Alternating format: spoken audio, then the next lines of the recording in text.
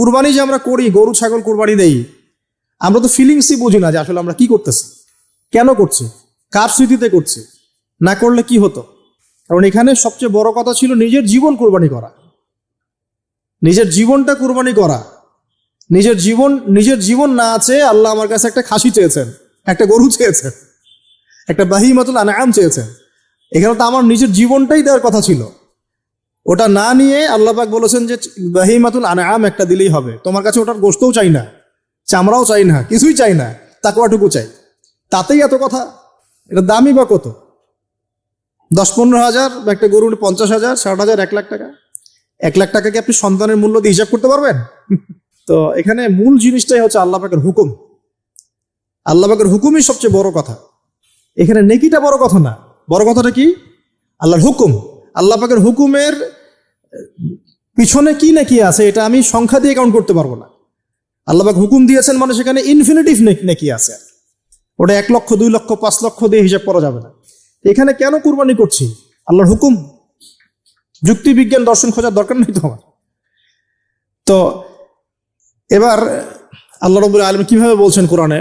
আল্লাহ পাক বলছেন, ইব্রাহিম আলাইহিস সালাম বলেন, ইন্নী যাহিবুন ইলা রাব্বি সায়াহদিন, আমি চললাম আমার রবের পথে, তিনি আমাকে পথ দেখাবেন। এই আয়াতটা খুবই মনে শান্তিদায়ক আয়াত। জীবন অনেক কিছু হয়ে যাবে, কিন্তু এই আয়াতটা যদি তেলাওয়াত করতে পারেন ভিতরে ভিতরে আল্লাহকে পাবেন। ইন্নী যাহিবুন ইলা রাব্বি সায়াহদিন, আমি ছুটলাম, আমি চললাম আমার রবের দিকে, তিনি আমাকে পথ দেখাবেন।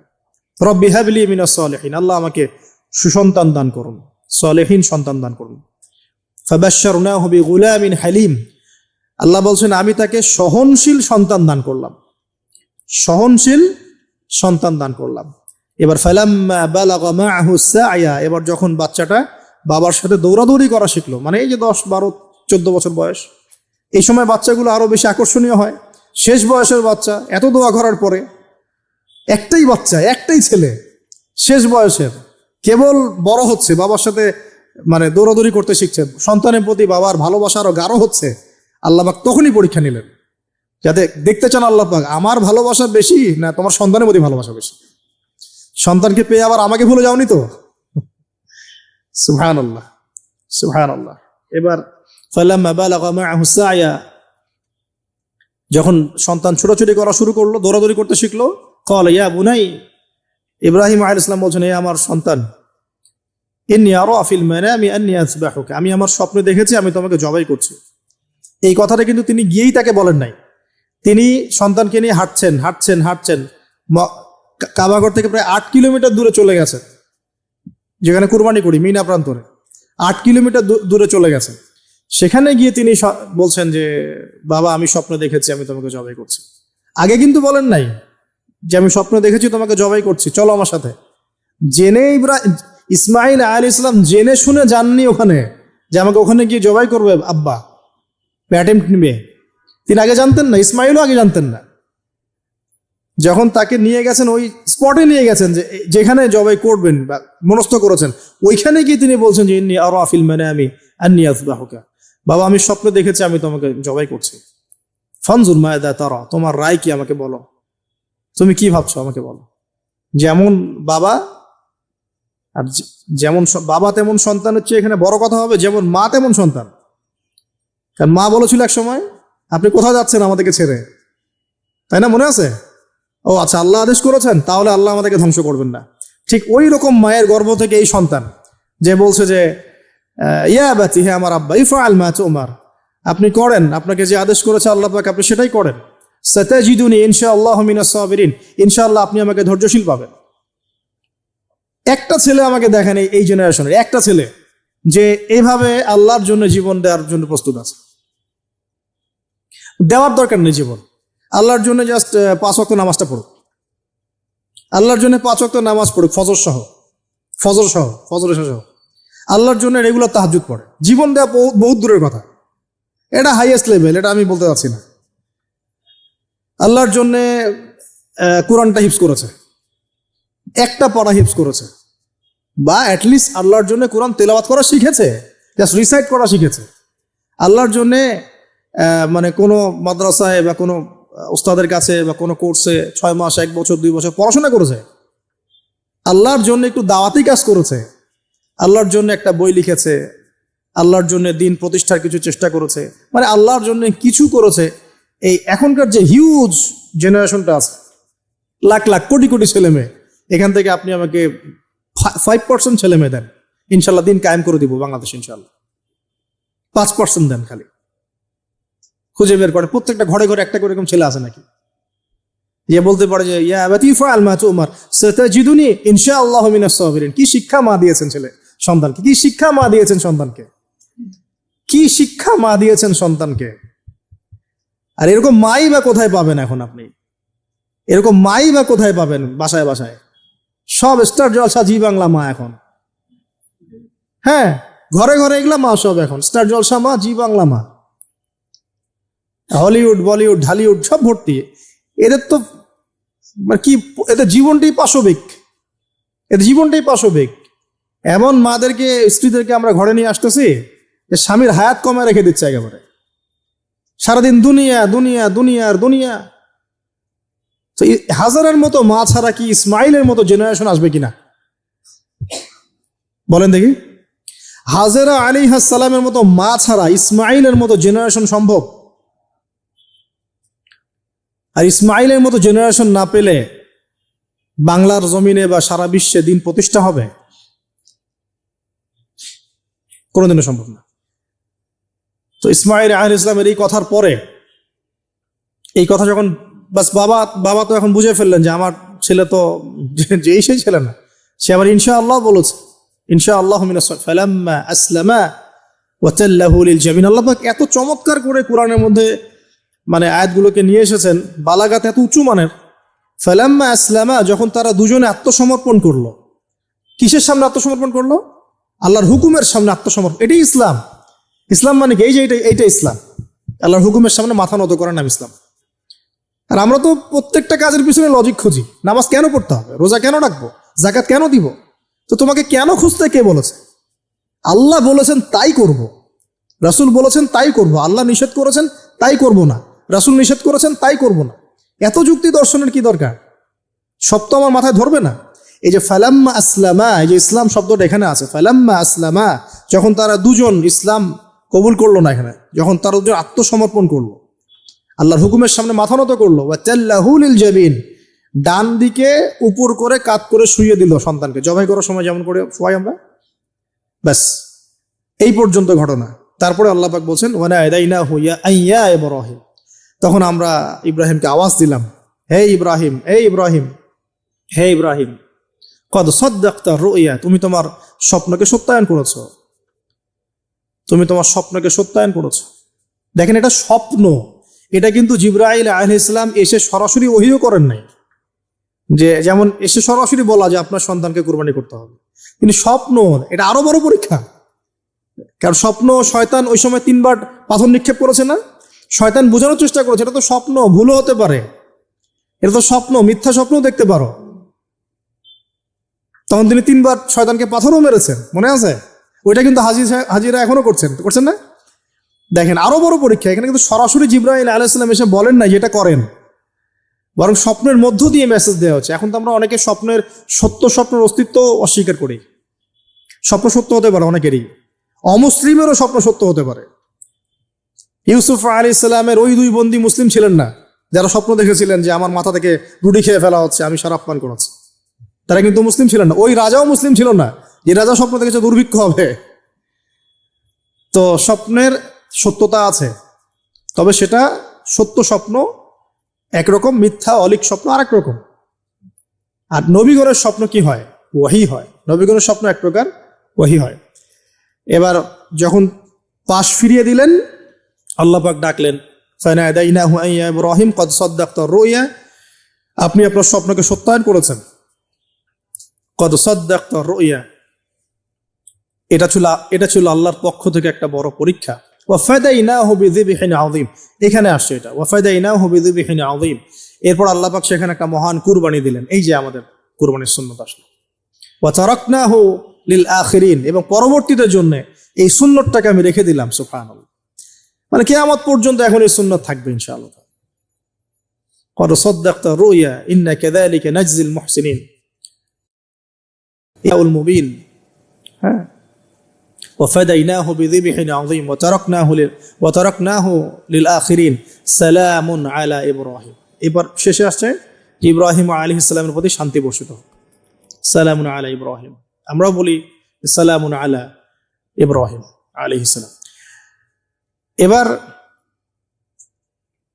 পরীক্ষায় পাস আল্লাহ রাব্বুল আলামিন সব পরীক্ষায় যখন ইব্রাহিম আলাইহিস সালাম পাস করে গেলেন তখন তাকে জাতির পিতা ঘোষণা করলেন মনে আছে ওয়াইদ ইবতালা ইব্রাহিম রাব্বাহু বিকালিমাত যখন আল্লাহ রাব্বুল আলামিন ইব্রাহিমকে বহু পরীক্ষা করলেন অনেকগুলো পরীক্ষা করলেন যখন ফালাম্মা আতাম্মাহুন্না যখন তিনি পরীক্ষায় উত্তীর্ণ হয়ে গেলেন তখন আল্লাহ পাক বলেন ইন্নী জাইলুকা লিন-নাসি ইমামা আমি তোমাকে পুরো মানব জাতির ইমাম বানিয়ে দিলাম সুবহানাল্লাহ এখান থেকেই আমরা বলছি যে তিনি হচ্ছেন পুরো মুসলিম উম্মার কি জাতির পিতা এবার আসেন পরীক্ষা শেষ পুরস্কার লাগবে পুরস্কার কি পুরস্কার হচ্ছে এখন ছেলে আর বাবা মিলে এখন কাবা ঘর বানাও তোমরা সুবহানাল্লাহ কত বড় সম্মান আল্লাহ পাকের ঘর নির্মাণ করো বাবা ছেলে মিলে বাস ছেলে বাবা মিলে কাবা ঘর নির্মাণ করছে দেখেন এই স্মৃতিটাও কত মধুর ছেলে বাবা মিলে কাবা ঘর নির্মাণ করছে হ্যাঁ ওয়াতাহির বাইতি লিত-তাইফিনা ওয়াল আকিফিনা ওয়া রুকআইস সুজুদ আমার এই ঘরটাকে কি করো পবিত্র রাখো তাওয়াফকারীর জন্য ইতিকাফকারীর জন্য নামাজ পড়বে যারা এখনো সেটা চলছে কিন্তু এখনো চলছে এরপরে বানানো শেষ তখন দুজনে দোয়া করছেন দুটো দোয়া রব্বানা তাকাব্বাল মিন্না ইন্নাকা আনতাস সামিউল আলিম এটা আমরাও দোয়া করি রব্বানা তাকাব্বাল মিন্না ইন্নাকা আনতাস সামিউল আলিম ওয়া তুব আলাইনা ইন্নাকা আনতাত তাওয়াবুর রহিম এটা একটা দোয়া করেছেন ربنا وابعث فيهم رسولا منهم يتلو عليهم آياتك ويعلمهم الكتاب والحكمة ويزكيهم إنك أنت العزيز الحكيم এই দুটো দোয়া তিনি করেছেন ওখানে তো দোয়া শেষ কাবা ঘর নির্মাণ করা শেষ ইব্রাহিম আলাইহিস সালাম 200 বছর বেঁচে ছিলেন বলা হয় তিনি 200 বছর বেঁচে ছিলেন এরপরে তিনি যখন ফিরে গেছেন কেনানে তখন গিয়ে শুনেছেন তার এই স্ত্রী সারা আলাইহিস সালামও গর্ভবতী হয়েছেন মাশাআল্লাহ এবং তিনি অবাক হয়েছিলেন যে এই বয়সে গর্ভবতী কিভাবে সূরা হিজরের মধ্যে ঘটনাটা আছে যে 2-3 জন ফেরেশতা এসেছেন বাসায় মানুষের রূপ ধরে তাফসিরে দেখেছি তাদের নাম একজন জিবরাইল একজন মিকাইল একজন ইসরাফিল আলাইহিস সালাম তিনজন এসেছেন মানুষের রূপ ধরে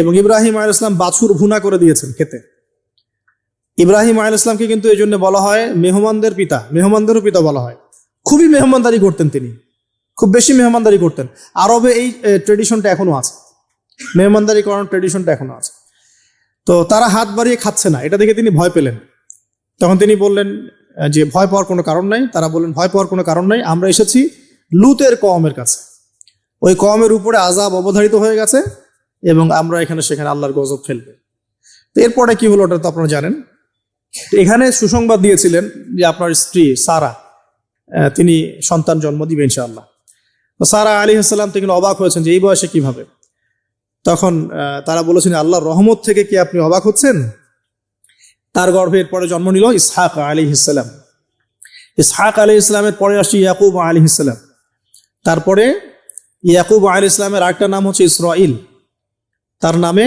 পুরো কওমের নাম বনু ইসরাইল তারপরে ইউসুফ ইউনুস এই যে এইভাবে ট্রেন্ড চলতে থাকে বলা হয় যে 1,24,000 নবী রাসূলের মধ্যে বলা হয় 1,24,000 নবী রাসূলের মধ্যে বেশিরভাগ নবী এই বংশে এসেছেন তাহলে দেখেন যে নারীর সন্তান হচ্ছিল না দীর্ঘদিন ধরে সেই নারী হয়ে গেলেন নবীগণের মা সেই নারী হয়ে গেলেন কি আল্লাহ পাকের রহমত তাহলে তাদের পরিবারে কত পরীক্ষা কত ট্র্যাজেডি কত রহমত কত আল্লাহ পাকের মারেফত অলৌকিকতা এই সবকিছু মিলিয়ে হচ্ছে আমাদের এই যে আপনার জিলহজের 10 দিন কুরবানি আমাদের হজ আমাদের ওমরা আমাদের তাওয়াফ আমাদের সাই আমাদের কুরবানি যে আমাদের পাথর নিক্ষেপ করা এই পুরো বিষয়গুলো ইব্রাহিম আলাইহিস সালামের এই মহান জীবনের সাথে সম্পৃক্ত আছে প্রায় 4000 বছর আগের কথা হিসাবটা মেলানো হয়েছে এভাবে যে ঈসা আলাইহিস সালাম এবং মুহাম্মদ সাল্লাল্লাহু আলাইহি ওয়াসাল্লামের যে উম্মত এর মধ্যে ডিসটেন্স ছিল 570 বছরের মতো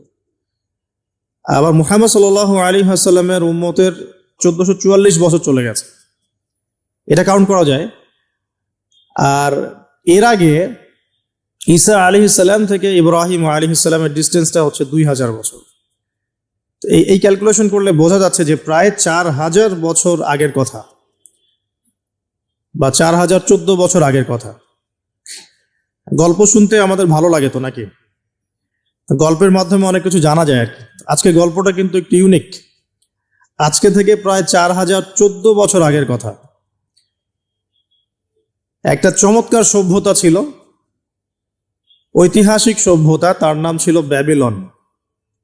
এটা ইরাকে ছিল, সেখানে বাবেল নামে একটা শহর ছিল।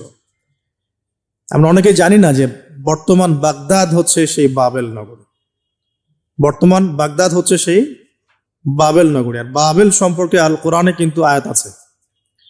আল কোরআন এমন একটা কিতাব, বিস্ময়কর কিতাব, যেখানে সবকিছুই নাজিল করা হয়েছে। তো আল্লাহ পাক সূরা কাহফে তো বলেছেন, ওয়ালাকাদ সাররাফনা ফি হাযাল কুরআন লিন-নাসি মিন কুল্লি মাসাল। আমি এই কোরআনে মানব জাতির জন্য প্রত্যেকটা বিষয়কেই ব্যাখ্যা করেছি। ওয়া নাযালনা আলাইকাল কিতাবা তিবয়ানান লিকুল্লি শাই। হে নবী, আমি আপনার প্রতি এমন একটা কিতাব নাজিল করেছি যেটা তিবয়ানান লিকুল্লি শাই, প্রত্যেকটা বিষয়কে ব্যাখ্যা করে। যারা আহলে কোরআন ভ্রান্ত আকীদার অনুসারী, তারা কিন্তু এই আয়াত থেকেই দলিল পেশ করে যে কোরআন তো তিবয়ানান লিকুল্লি শাই, প্রত্যেকটা বিষয়ের ব্যাখ্যা।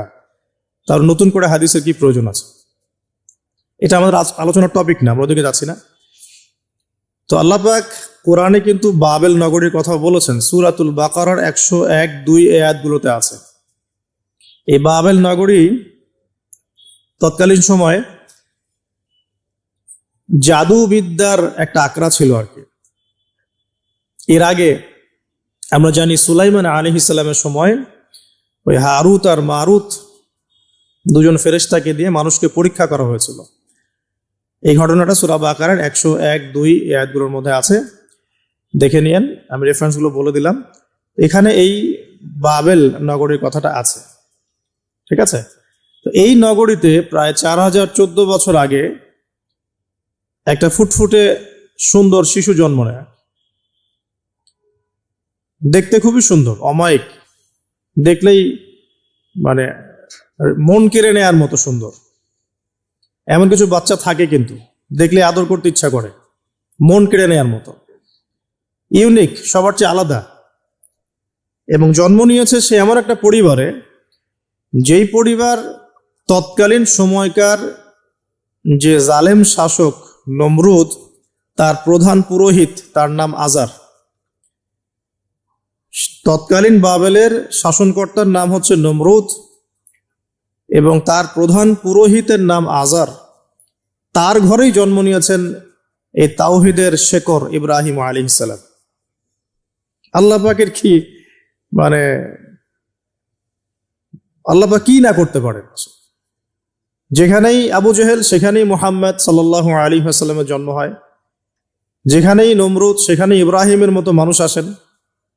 যেখানেই ফেরাউন সেখানে আবার মূসা আসেন। মূসাকে আল্লাহ রাব্বুল আলামিন ফেরাউনের ঘরেই মানুষ করলেন। ইব্রাহিম আলাইহিস সালামকে আল্লাহ পাক আজারের ঘরেই মানুষ করলেন।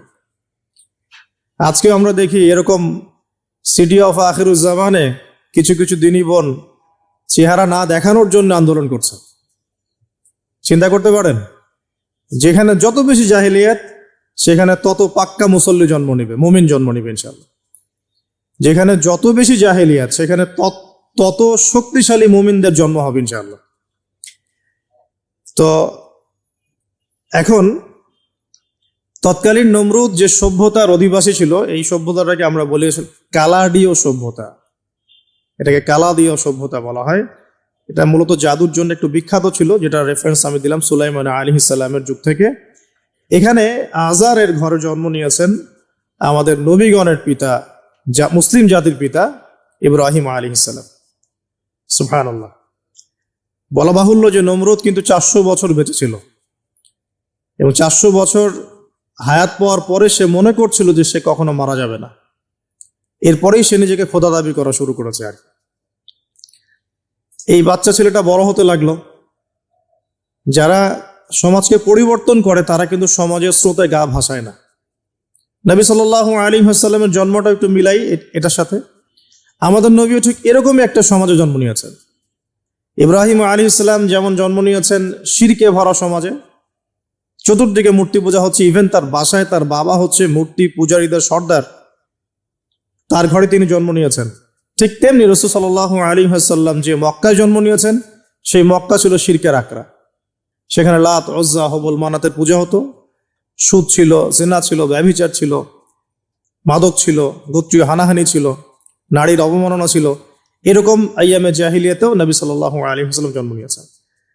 নবী সাল্লাল্লাহু আলাইহি ওয়াসাল্লাম, ইব্রাহিম আলাইহিস সালাম, দুজনের চেহারাও একরকম ছিল, দুজনের চেহারার গঠনটাও একরকম ছিল, দেহের গঠনও একরকম ছিল।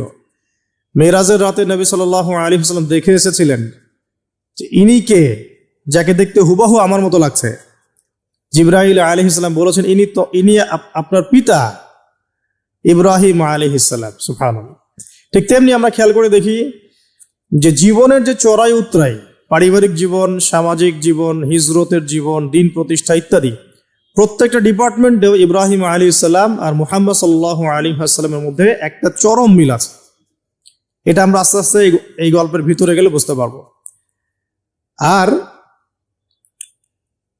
এই কারণেই হয়তোবা আল্লাহ ভালো জানেন, এই কারণেই হয়তোবা আমরা যখন তাশাহুদের পর দরুদ পড়ি, আমরা দরুদের মধ্যে অন্য নবীর নাম নিচ্ছি না, আমরা মুহাম্মদ সাল্লাল্লাহু আলাইহি ওয়াসাল্লামের সাথে ইব্রাহিম আলাইহিস সালামের নাম নিচ্ছি। হতে পারে এটা একটা কারণ, আল্লাহ ভালো জানেন। এখন এরকম পরিবেশে বড় হতে লাগলেন ইব্রাহিম আলাইহিস সালাম। আমি একটু আগে বলেছি, যারা সমাজকে পরিবর্তন করে তারা কখনো সমাজের জাহিলিয়াতের স্রোতে গা ভাসায় না। মুহাম্মদ সাল্লাল্লাহু আলাইহি ওয়াসাল্লাম সমাজ পরিবর্তন করেছেন আইয়ামে জাহিলিয়াতকে মাত্র 23 বছরের ব্যবধানে, কিন্তু তিনি কিন্তু জাহিলিয়াতের সাথে গা ভাসান নাই। তিনি কখনো সুদ খাননি, তিনি কখনো মূর্তি পূজা করেন নাই, তিনি কখনো কোনো অন্যায় গুনাহ করেন নাই, তিনি কখনো মাদক দ্রব্যের কাছেও যান নাই, কিন্তু সমাজটা ছিল এগুলোতে নিমজ্জিত। ঠিক ইব্রাহিম আলাইহিস সালামের ক্ষেত্রেও সেম, তিনি একজন প্রধান পুরোহিতের ঘরে জন্ম নিয়েও কখনো মূর্তির ধার কাছে যান নাই। বরং একটু যখন বড় হচ্ছেন, একটু বড় বলতে ম্যাচিউরড, আমাদের টিকটক প্রজন্মের মতো না, এরা 20-30 বছর হয়ে গেল ম্যাচিউরড হয় না, বুদ্ধি প্রতিবন্ধী, বিকলাঙ্গ। ইভেন ইদানিং আমাদের মেয়েরা ছেলে হচ্ছে আর কি, আমাদের নারীরা এখন পুরুষত্ব দেখাচ্ছে, আর আমরা পুরুষেরা ফেসবুকে একটা স্ট্যাটাস দিয়ে ক্ষান্ত হয়ে থাকি। এটুকু আমাদের দায়িত্ব উম্মার প্রতি। আর এখানে আমরা দক্ষতা অর্জন করেছি অনেক, আমরা সবাই কিবোর্ড মুজাহিদ, আমরা এটা মনে করি। এটাই যুদ্ধ, এটাই জিহাদ। আর নারীরা মাঠে যুদ্ধ করছে এখন সম্ভ্রমের জন্য, অধিকারের জন্য ইত্যাদি। ফ্যামিলিস্ট রেভলিউশনের দিকে তাকালেও তাই দেখা যায়। ছেলেরা এখন বেকার হয়ে যাচ্ছে, কিন্তু মেয়েরা স্বাবলম্বী হচ্ছে। তারা দিনদার নয়, এই মেয়েগুলো দিনদার নয়, কিন্তু জীবনে প্রতিষ্ঠিত হওয়ার জন্য লড়ছে, চ্যালেঞ্জ গ্রহণ করেছে। এটা ছেলেদের উচিত ছিল। তা আজারের ঘরে জন্ম নিয়ে আসে ইব্রাহিম কিন্তু চ্যালেঞ্জ গ্রহণকারী একটা ছেলে।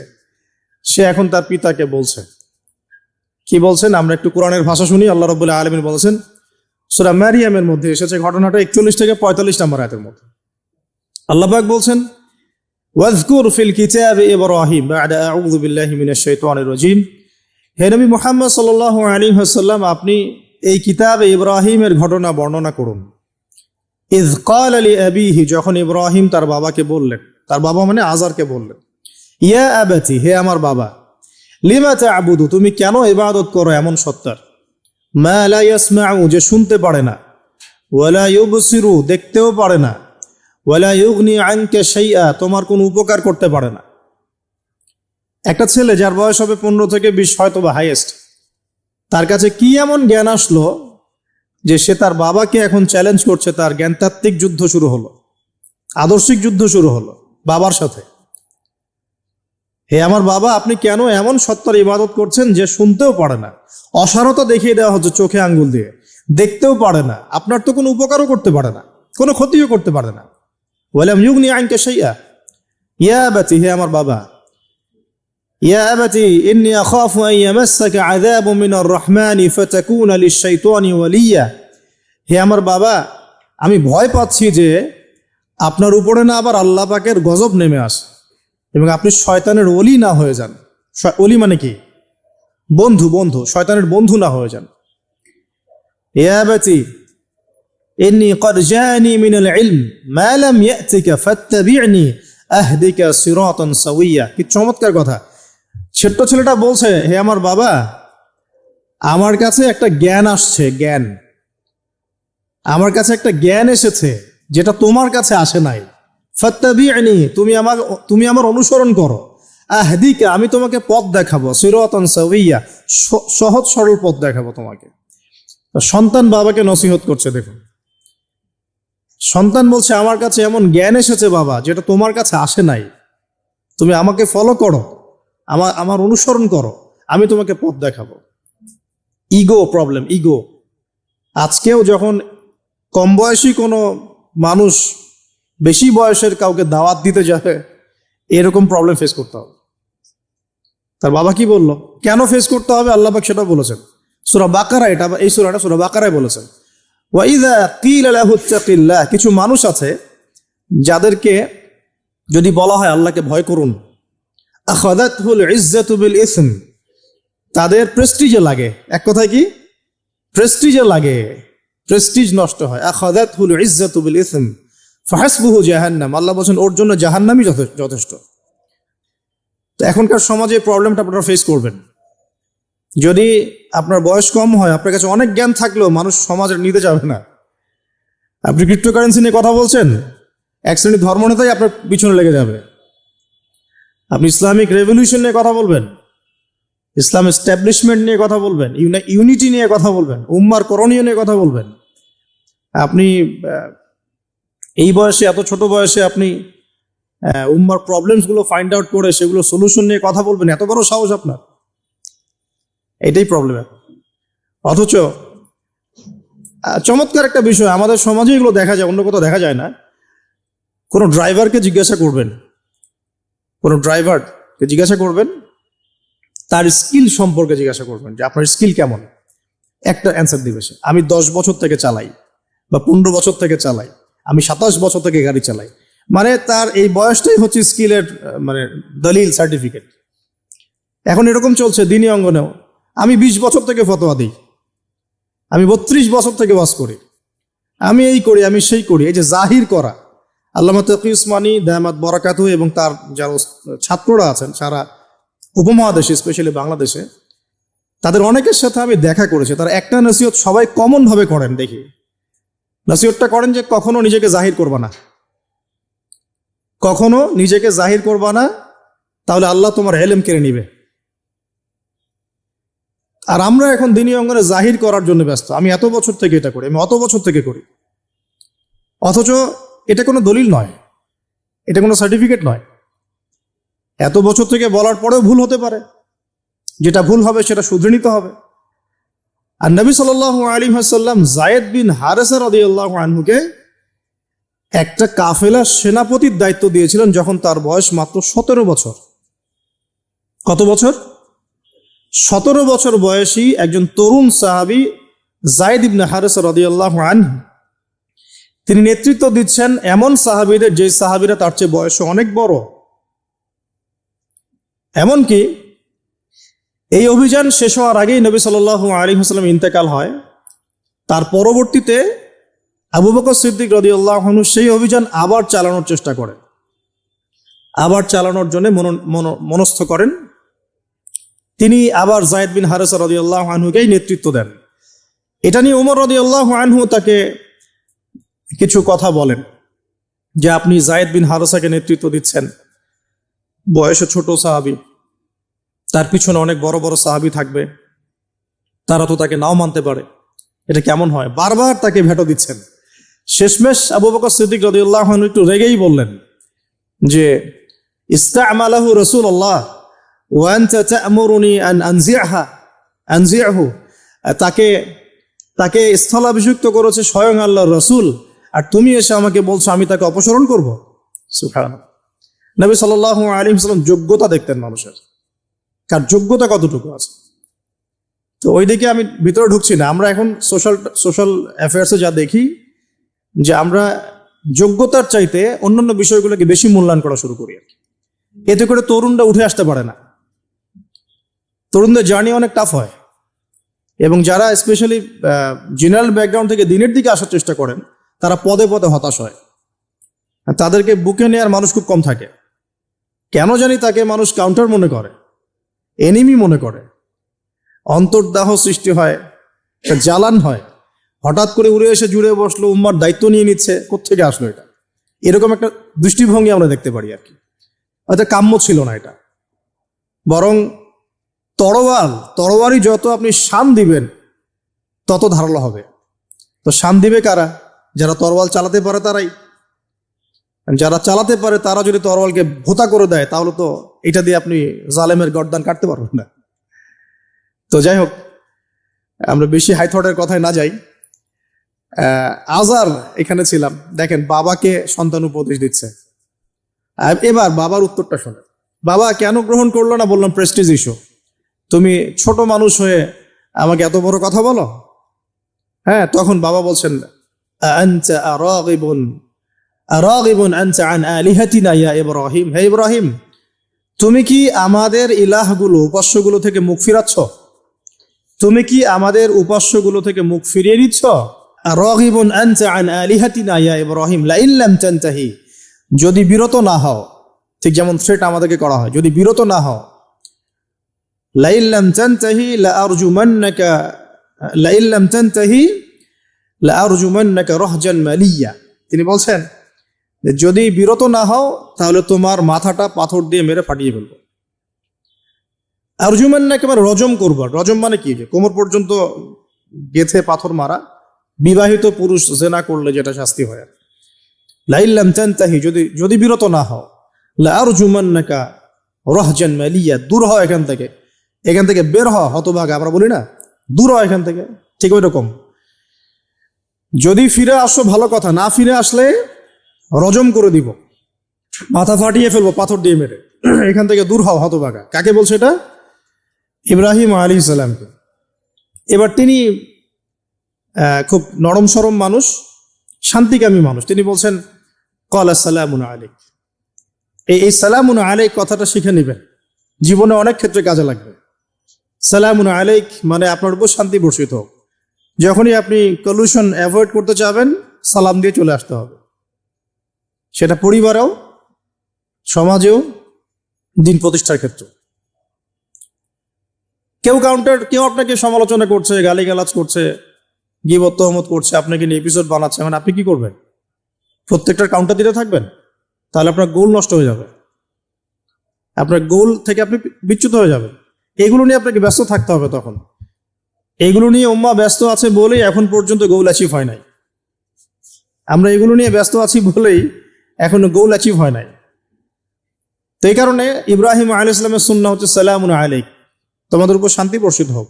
হ্যাঁ, তবে যে জায়গাটাতে দালিলিকভাবে জ্ঞানতাত্ত্বিক যুদ্ধ করতে হবে সেটা করতে হবে, সেটা অন্য ইস্যুস। তো ইব্রাহিম আলাইহিস সালামকে পরিবার ছাড়তে হলো। পরিবার মানে তার মাকে ছাড়তে হলো, তার বাবাকে ছাড়তে হলো। তার কোনো অপরাধ আছে? ইব্রাহিম আলাইহিস সালামের কোনো অপরাধ আছে? না। এখন আমরা তো অনেক সময় মনে করি আমি তো নিরপরাধ, নির্দোষ, তাহলে আমার উপরেই কেন এরকম হচ্ছে? ইব্রাহিম আলাইহিস সালামের কোনো অপরাধ আছে? নাই। তাকে ঘর ছাড়তে হলো, বাড়ি ছাড়তে হলো, তার বাবা তাকে বের করে দিলেন। এখান থেকে লেসন নিয়ে নেন, আজকের প্রথম লেসন, যে আপনি আমি যদি হকের উপর থাকি, সর্বপ্রথম বাধাটা পরিবার থেকে আসতে পারে। সবার পরিবার একরকম না। এখনকার মেজরিটি সংখ্যক পরিবারগুলোই জাহেল, একদম জাহেল, বস্তুবাদী, জানোয়ারের মতো। মানে খাও দাও, সেক্সুয়াল সম্পর্ক, বিয়ে শাদী, সন্তান, এর বাইরে কিচ্ছু চিন্তা করতে পারে না। দুনিয়া আর দুনিয়া, এর বাইরে কিচ্ছু চিন্তা করতে পারে না। ইল্লা মাশাআল্লাহ কিছু পরিবার আছে এর বাইরে, তাদের কথা আলাদা। সবাই তো আর ছোটবেলা থেকে আধ্যাত্মিক পরিবার পায় নাই, দিনই পরিবার পান নাই। আর এটার পরিমাণ দিন দিন কমেই আসছে। ম্যাক্সিমাম পরিবার এখন জাহান্নামের টুকরা। আল্লাহ পাক পরিবারকে বলেছেন জাহান্নাম থেকে বাঁচাও, কু আনফুসাকুম ওয়া আহলিকুম নারা। এখন ওই পরিবারই হয়ে গেছে জাহান্নামের টুকরা। আপনি দিনের পথে চলতে চাইলে প্রথম হোঁচটটা পরিবার থেকে খেতে পারেন। এটা ইব্রাহিম আলাইহিস সালামের জীবনেও যেমন হয়েছে, মুহাম্মদ সাল্লাল্লাহু আলাইহি ওয়াসাল্লাম জীবনে হয়েছে। ওই যে মিলাদ ছিলাম কিভাবে, তার ক্ষেত্রেও সেম।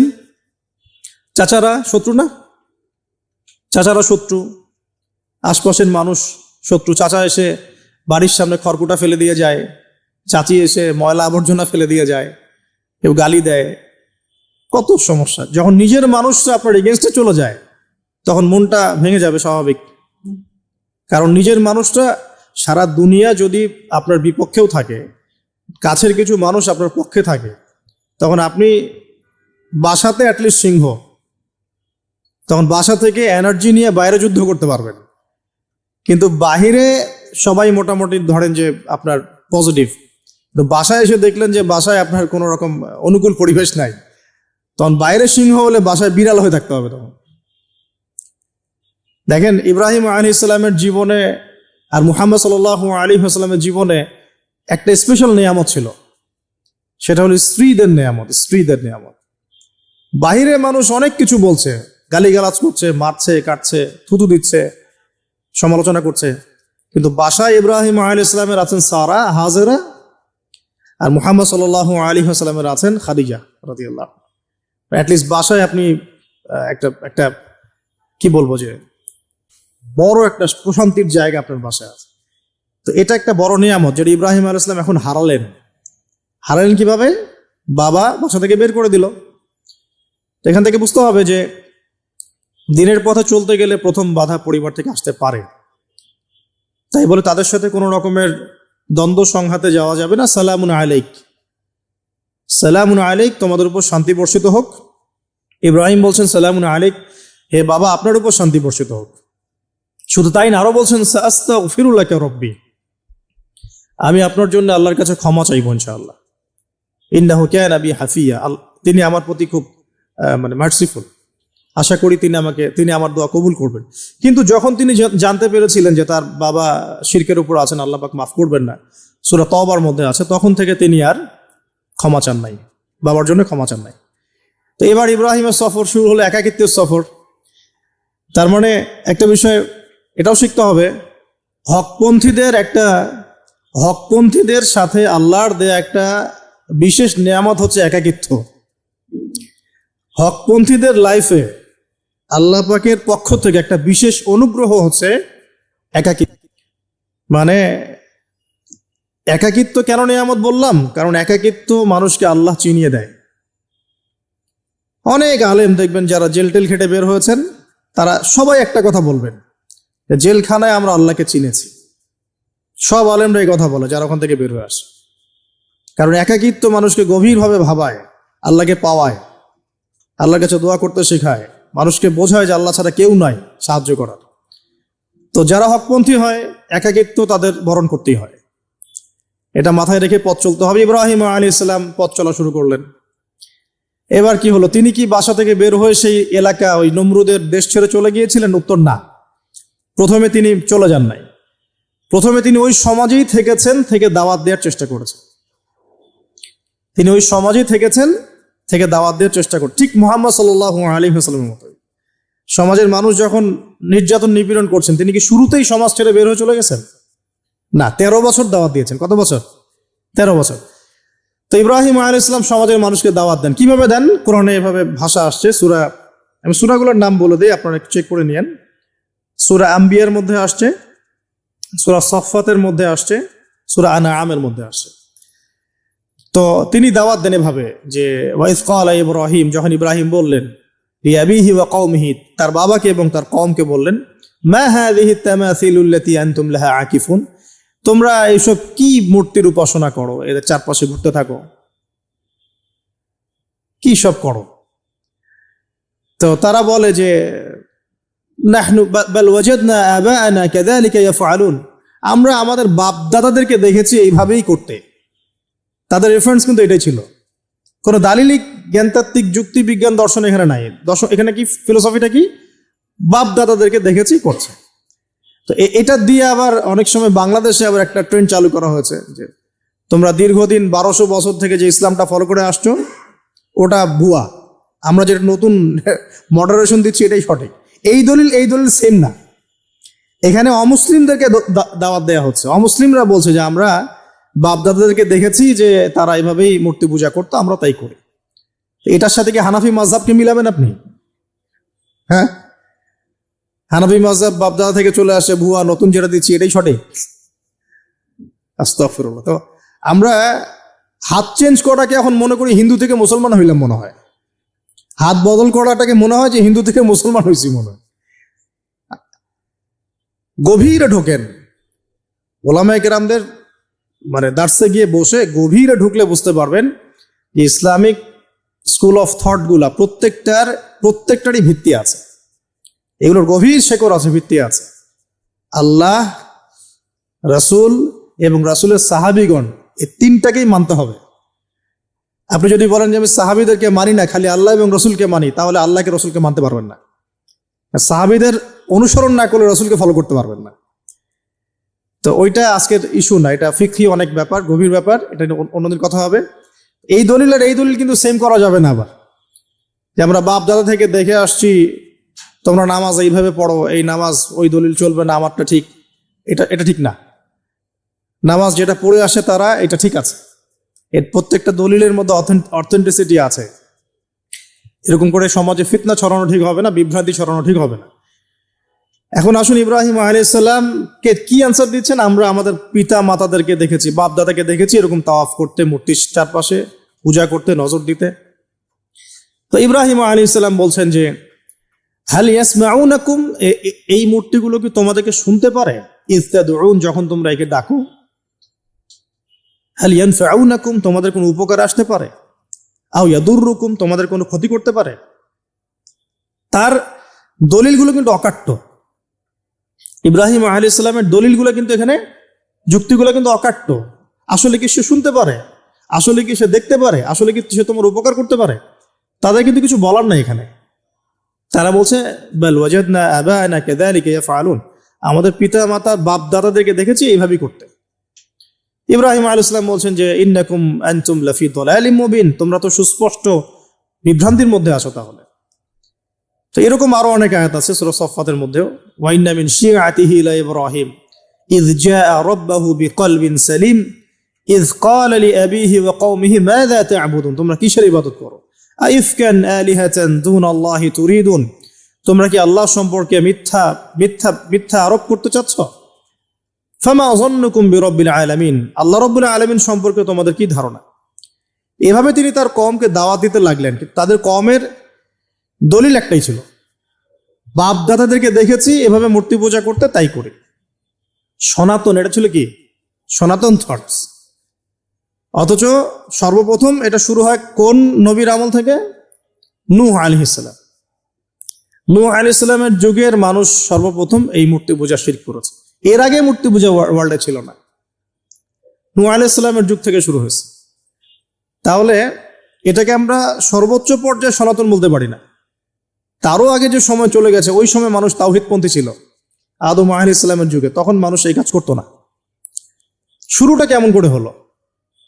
ভালো উদ্দেশ্যেই শুরু হয়েছিল, ভালো মনে করে। কেমন?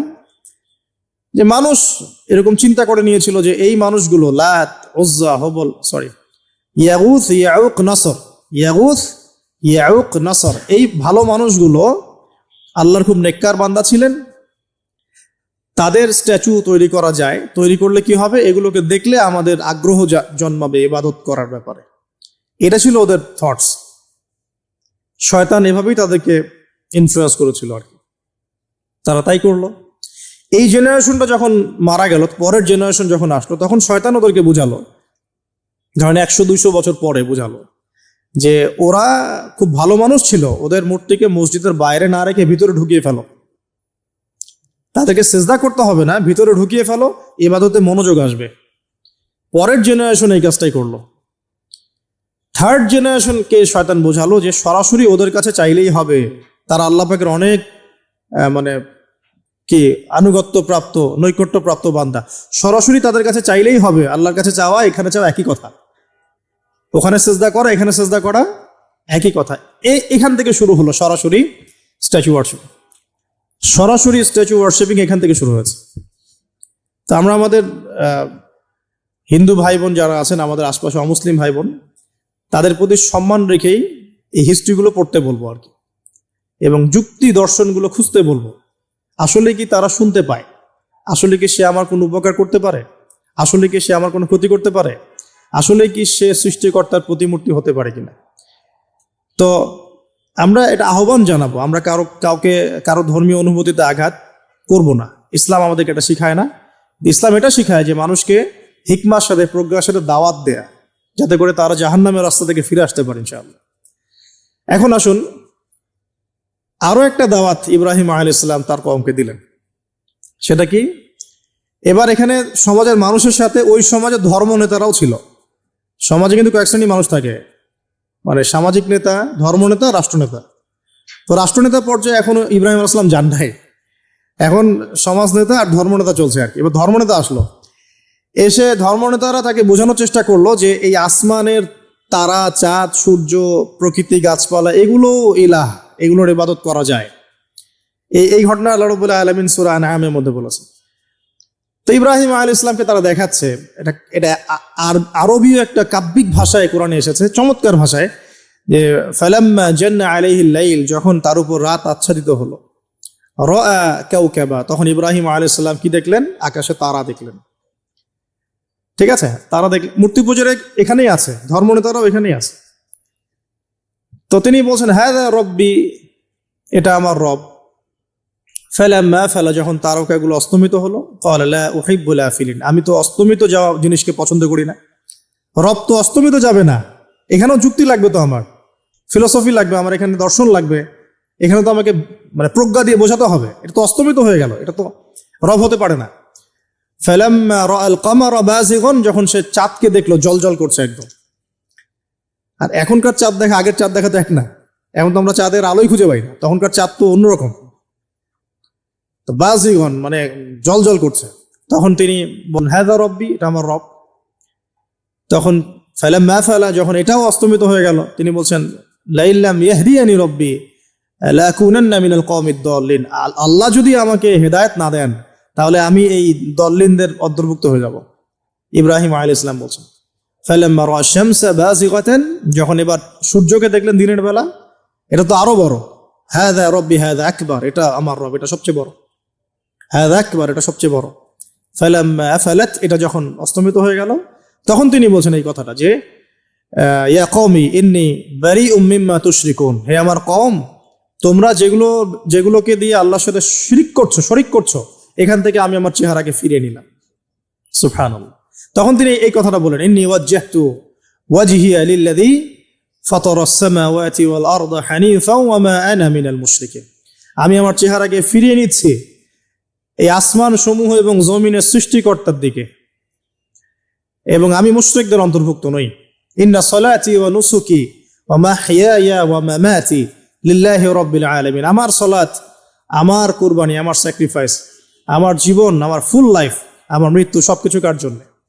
জগৎ সমূহের প্রতিপালক আল্লাহর জন্য। লা শারীকা লাহু, তার কোনো শরীক নাই। ওয়া বিযালিকা উমিরতু, এই একনিষ্ঠভাবে তার ইবাদত করার জন্যই আমি আদিষ্ট হয়েছি। ওয়া বিযালিকা উমিরতু ওয়া আনা মিনাল মুসলিমিন, এবং আমি মুসলিমদের অন্তর্ভুক্ত। এই শুরু হলো এবার পুরো স্পষ্টভাবে তাওহীদের ঘোষণা দেয়া। তবে ইব্রাহিম আলাইহিস সালামের এক একটা পদক্ষেপ কি যৌক্তিক না, বৈজ্ঞানিক না, এবং অকাট্য প্রমাণ আছে না, এগুলোকে কিন্তু ভেদ করতে পারছে না তারা। এবার ইব্রাহিম আলাইহিস সালাম চিন্তা করলেন দ্বারা এবার উচিত শিক্ষা দিতে হবে। তবে আগে বলেন এই যে উচিত শিক্ষাটার কথা বলছে, এটা আবার আপনারা খবরদার ভুলেও কোথাও দিতে যায় না, ঠিক আছে? এটারও সময় আছে। ইব্রাহিম আলাইহিস সালামের সাথে নবী সাল্লাল্লাহু আলাইহি ওয়াসাল্লামের জীবনের মিলের কথা বলছিলাম। নবী সাল্লাল্লাহু আলাইহি ওয়াসাল্লাম মক্কা বিজয়ের আগে কি কখনো মূর্তির গায়ে হাত দিয়েছেন কিনা বলেন? দিয়েছেন না। যখন মক্কা বিজয় হয়ে গেছে, পুরো স্টেটই আপনার, অথরিটি আপনার, তখন আপনি আপনার অ্যাকশন নিতেই পারেন, সেটা আপনার ব্যাপার, তখন আপনি কি করবেন? মুহাম্মদ সাল্লাল্লাহু আলাইহি ওয়াসাল্লাম কাবা ঘরে ঢুকে তখন মূর্তি ভেঙেছেন এবং বলেছেন ওয়াকুল জাআল হক ওয়া যাকাল বাতিল ইন্নাল বাতিলা কানা যাহুকা, তাই না? তো ইব্রাহিম আলাইহিস সালাম এবার শিক্ষা দেওয়ার চিন্তা করছেন। তিনি বলছেন যে যখন এরা মেলাতে যাবে, ওই উৎসবে যাবে, তখন আমি এদেরকে দেখে নিব। এটা কুরআন চমৎকার ভাবে বলেছে যে ইয ক্বালা লিআবিহি ওয়া কওমিহি মাযা তা'বুদুন ইফকান আলিহাতান দুনাল্লাহি তুরিদুন ফামা যান্নুকুম বিরাব্বিল আলামিন। হ্যাঁ, ফারাগা ইলা আলিহাতিহিম ফাকালা আলা তা'কুলুন। ইব্রাহিম আলাইহিস সালাম এবার যখন ওরা মেলায় চলে গেছে, যাওয়ার আগে আবার ইব্রাহিম আলাইহিস সালাম বলছিলেন যে ইন্নী সাকিম, আমি হচ্ছি অসুস্থ। আমি কি অসুস্থ? নজরা নজরাতান ফিন নুজুম, ইব্রাহিম আলাইহিস সালাম রাতের বেলা আকাশের দিকে তাকালেন একবার, তাকিয়ে ওদেরকে বললেন যে ইন্নী সাকিম, আমি অসুস্থ। এটা কৌশল, আমি অসুস্থ, এটা কৌশল। এই কৌশল আবার সব জায়গায় ঘাটাতে যায় না আর কি। তো এবার যখন তারা চলে গেল, ফারাগা ইলা আলিহাতিহিম ফাকালা আলা তাকুলুন, এবার তিনি ওই মূর্তি গৃহ যেটা ওদের, ওখানে ঢুকে বলছেন যে আলা তাকুলুন, তোমাদের কি হলো, খাচ্ছ না কেন? কাদেরকে বলছে এই কথা? মূর্তি, খাচ্ছ না কেন? আলা তাকুলুন, ফারাগা ইলা আলিহাতিহিম ফাকালা আলা তাকুলুন মা লাকুম লা তানতিকুন, কি হলো, কথা বলছো না কেন? মা লাকুম লা তানতিকুন, কি হলো, কথা বলছো না কেন? এবার ফারাগা আলাইহিম দরবাম বিল ইয়ামিন, এবার ইয়ামিন মানে ডান হাত, ডানাতে যা পেয়েছিলেন আর কি, তা দিয়ে সবগুলোকে ভেঙে চুরমার করে ফেলছে। ব্যাস, এবার ওরা যখন আসলো এসে বলছে যে আনতা ফাআলতা হাযা বিআলিহাতিনা ইয়া ইব্রাহিম, হে ইব্রাহিম তুমি কি আমাদের উপাস্যদের সাথে এই কাজ করেছো? ইব্রাহিম বলছেন লা, না, বাল লা আসলে কোরআনে নাই, আমি নিজের মতো করে বললাম আরবি বলতে বলতে, বাল ফাআলাহু কাবীরুহুম হাযা, বরং এই বড়টা এই কাজ করছে। এর মধ্যে সবচেয়ে বড় যেটা আছে এই বেটার কাজ, আমি করি নাই, আমি তো করি নাই। তখন ওরা তো এটা তো হতভম্ব হয়ে গেল, যে সে বলছে যে তুমি তো জানো, তুমি তো খুব ভালো করেই জানো যে তারা কথা বলতে পারে না, নড়াচড়া করতে পারে না, কিছুই করতে পারে না। তখন তিনি বললেন তাহলে তোমরা কেন এমন ইলাহের উপাসনা করো যে কথাও বলতে পারে না, শুনতেও পারে না, দেখতেও পারে না, তোমার উপকারও করতে পারে না, ক্ষতিও করতে পারে না। কিন্তু এবারও কিন্তু যুক্তি নাই, কোনো তাদের কাছে কোনো দলিল নাই, কোনো প্রমাণ নাই, কোনো যুক্তি দর্শন কিচ্ছু নাই। এবার শুরু হলো জুলুম। জালেমের কাজ কি? যুক্তি, জ্ঞান, দর্শন, বিজ্ঞান এগুলো দিয়ে যখন পরাস্ত, এগুলো দিয়ে পারছি না, এবার পেশি শক্তি। এবার কি? পেশি শক্তি। ব্যাস, এবার পেশি শক্তি। ইব্রাহিম আলাইহিস সালামকে নিয়ে যাওয়া হচ্ছে নমরুদের দরবারে। এবার চলো, এবার তোমার আজকে খবর আছে। এবার পুরো রিমান্ড হবে 7 দিনের। একদিন রিমান্ড হলেই অবস্থা খারাপ হয়ে যাওয়ার কথা। ইব্রাহিম আলাইহিস সালামকে এবার নিয়ে যাচ্ছে ধরেন নমরুদের কাছে। কি যে হবে আল্লাহ ভালো জানেন। ইব্রাহিম আলাইহিস সালাম যখন যাচ্ছেন তখন কি তিনি জানতেন যে আল্লাহ পাক তাকে আগুন থেকে বাঁচাবেন? এই ঘটনা যে ঘটবে তিনি কি জানতেন? আচ্ছা, আমরা না হয় জানি যে এমনটা হয়েছিল। ইব্রাহিম আলাইহিস সালাম ওই সময় তো আর জানতেন না যে কি হতে যাচ্ছে। তার মানে তার ওই সময় তার ইমানের তেজ, তার স্থিরতা, ইস্তেকামা এবং তাওয়াক্কুল কত বেশি ছিল। তাকে নিয়ে যাওয়া হচ্ছে। এবারে নমরুদের সামনে দাঁড় করিয়ে নমরুদ এবার একটু মজা নিয়ে জিজ্ঞাসা করলো যে কে তোমার রব? ওই কবরের প্রশ্ন করার মতো, মান রব্বুক, তোমার রব কে? তো ইব্রাহিম আলাইহিস সালাম বলছে রব্বি আল্লাযী ইউহয়ী ওয়া ইউমীত, আমার রব তিনি যিনি জীবন দেন মৃত্যুও দেন। এবার নমরুদ বলছে ক্বালা আনা উহয়ী ওয়া উমীত, আমি তো জীবন দিই আর মৃত্যু দেই। কিভাবে? একজন এই যাবজ্জীবন প্রাপ্ত আসামিকে ডেকে নিয়ে ছেড়ে দিল, দিয়ে বললো যে জীবন দিলাম। আর একজন আসামিকে ডেকে তৎক্ষণাৎ মৃত্যুদণ্ড, এই মৃত্যু দিলাম। তো ইব্রাহিম দেখলেন আলাইহিস সালাম এ তো মোটা বুদ্ধির মানুষ, কারণ যে যত বড় জালেম হয় তার বুদ্ধি তত মোটা হয়, কিন্তু এটা মাথা রাখবেন। ফেরাউনের মতো জুলুম মানুষের বুদ্ধি লোপ করে দেয়, আর শিরক মানুষের মধ্যে ভয় সঞ্চার করে। যখন আপনি শিরক করতে থাকবেন মনে খুব ভয় কাজ করবে। এবং মুশরিক বাহিনী কখনো ইসলামের বিজয় লাভ করতে পারে নাই। যে মুসলিম সেনাবাহিনীর মধ্যেও শিরক ছিল না, ওরা যুদ্ধের মাঠে পরাজিত হয়ে গেছে। ইতিহাস ঘাটবেন, মুসলিম যে সেনাবাহিনীর মধ্যে শিরক ছিল ওই সেনাবাহিনী পরাজিত হয়ে গেছে। আবার অল্প গুটি কয়েক সেনাবাহিনী তারা তাওহীদপন্থী ছিল, তারা জয়লাভ করেছে। ইতিহাস ঘেটে দেখবেন। তো জুলুম কি করে? বুদ্ধি লোপ পায়। নমরুদের বুদ্ধি লোপ পেয়ে গেল। তো ইব্রাহিম আলাইহিস সালাম বলছেন রব্বি আল্লাযী ইউহয়ী ওয়া ইউমীত, এ তো এটা বুঝলো না। তাহলে ইন্নাল্লাহ তাআলা ইন্নাল্লাহ ইয়াতি বিশ-শামসি মিনাল মাশরিক ফাতি বিহা মিনাল মাগরিব। ইব্রাহিম আলাইহিস সালাম বলছেন যে আল্লাহ রাব্বুল আলামিন, আমার আল্লাহ, তিনি পূর্ব দিক থেকে সূর্য উঠান। তো তুমি যদি ইলাহ হয়ে থাকো তাহলে পশ্চিম দিক থেকে উঠাও। এটা আরো বড় অকাট্য দলিল হলো। তার অবস্থাটা আল্লাহ ব্যাখ্যা করছেন এভাবে, আল্লাহ বলছেন ফাবুহিতাল্লাযী কাফার, কাফের একদম হতভম্ব হয়ে গেল। একদম হতভম্ব হয়ে তো লাভ নাই, পেশি শক্তি আছে আমার। তোমার যুক্তি, বিজ্ঞান, দর্শন, থিওরি তো আমার দরকার নাই। তোমার দিনের জ্ঞানের এলিমেন্ট তোমার দরকার নাই। তোমার ওয়াজ নসিহতের আমার দরকার নাই। আমার কাছে কি আছে? বেশি শক্তি আছে, পিঠায় সব সিধা করে ফেলাবে একেবারে। ব্যাস ইব্রাহিম আলাইহিস সালামের জন্য বলছে ফাআল হাররিকুহু ওয়ানসুরু আলিহাতাকুম, একে জ্বালায় দাও, পুরায় দাও, একে জ্বালায় পুরায় দাও, তোমাদের ইলাহদেরকে সাহায্য করো। আল্লাহ পাক অন্য জায়গায় বলছেন যে ফাআরাদু বিহি কাইদান ফাজআলনাহুমুল আসফালিন, তারা ইব্রাহিম আলাইহিস সালামকে নিয়ে একটা বিশেষ বড় একটা কৌশল করলো। এই কৌশলটা কি ছিল? তাকে অগ্নিকুণ্ডের মধ্যে ফেলে দেওয়ার একটা চেষ্টা করলো, আগুন জ্বালিয়ে রাখলো, বলা হয় 40 দিন, এগুলো হিস্ট্রি বা তাফসীরগুলোতে আসছে, আমি just Quran text to the point বলছি। তো আগুন দাউ দাউ করে জ্বলতে লাগলো, ওই ব্যাবিলন ওখানকার সব মানুষ দেখছে বিষয়টা। তো ইব্রাহিম আলাইহিস সালামকে ফেলে দেওয়া হবে। দেখেন, যখন ফেলে দেওয়া হবে তখন কি ইব্রাহিম জানতেন যে তিনি আগুনে পুড়বেন না? তিনি তাহলে প্রস্তুত ছিলেন, তিনি তখন জীবন দেওয়ার জন্য প্রস্তুত ছিলেন। ঠিক আছে, এখন তাকে ফেলে দেওয়া হচ্ছে, ঠিক ওই সময়ে জিবরাইল আলাইহিস সালামের আগমন। সুবহানাল্লাহ। তিনি এসে বলছিলেন যে আমার কাছে কোনো হাজত আছে নাকি আপনার? তখনও ইব্রাহিম আলাইহিস সালাম বলেছেন আপনার কাছে আমার কোনো হাজত নাই। হাসবি আল্লাহ ওয়া নি'মাল ওয়াকিল, এই যে কথাটা আমরা বলি হাসবুনাল্লাহ ওয়া নি'মাল ওয়াকিল, হাসবি আল্লাহ ওয়া নি'মাল ওয়াকিল, ইব্রাহিম আলাইহিস সালাম বললেন আল্লাহই আমার জন্য যথেষ্ট এবং তিনিই আমার উত্তম কর্মবিধায়ক। বাস, এরকম মোমেন্টে বান্দা যখন আল্লাহকে এভাবে চাবে, আল্লাহ রাব্বুল আলামিন না এসে পারবেন?